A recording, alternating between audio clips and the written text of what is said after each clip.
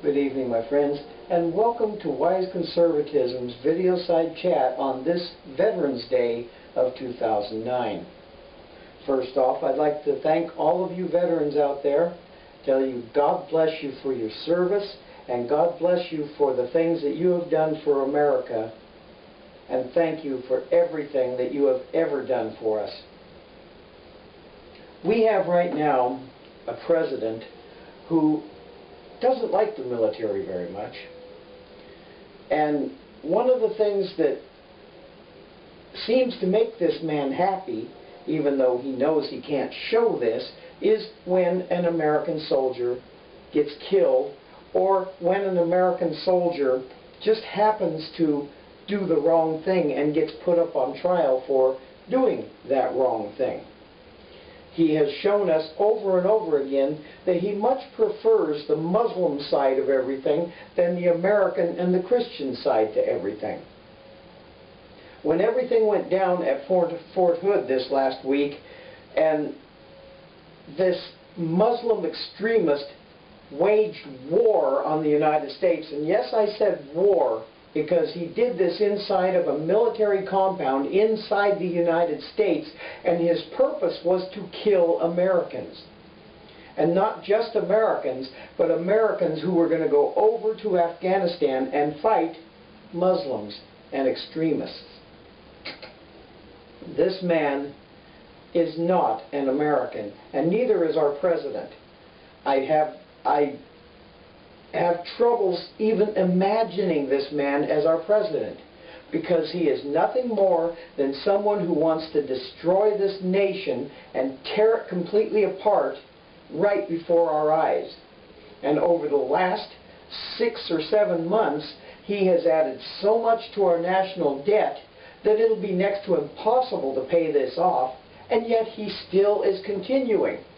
Yesterday I heard they want to do another stimulus. My God, what are they thinking?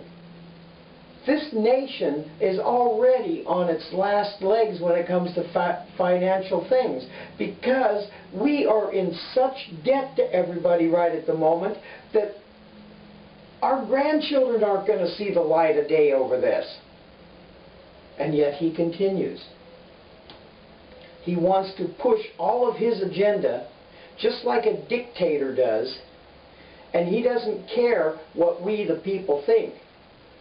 Well, this other day, we had the House cheer as they passed their version, the Pelosi-Obama version, of the health care bill. That's going to cost us another $1 trillion, or so the government says. And you know that whenever the government says something like that, it's going to cost way more in reality.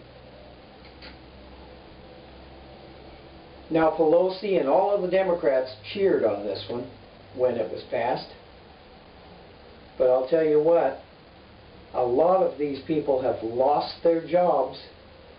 They are now trying to push it into the Senate and tell the senators that if they don't vote for this fiasco, and they don't use that word, of course, but if they don't vote for this bill, they are going to lose their positions in the Senate in the next election. That is a bunch of bull. Everybody has to know that if they vote for this thing, they will lose their jobs. If they don't vote for it, that is when their jobs are more secure. And we have to remember this, my friends. We cannot let the Democrats hoodwink us anymore, because no matter what they think, they are not the ones in charge. We are. And when this next election comes up, we are going to show them exactly who's in charge. This is Robert Garding, the infidel, with the latest edition of WiseConservatism's Videoside chat on this Veterans Day of 2009. God bless all of you veterans. God bless all of you Americans. God bless our troops. Have a wonderful and safe week.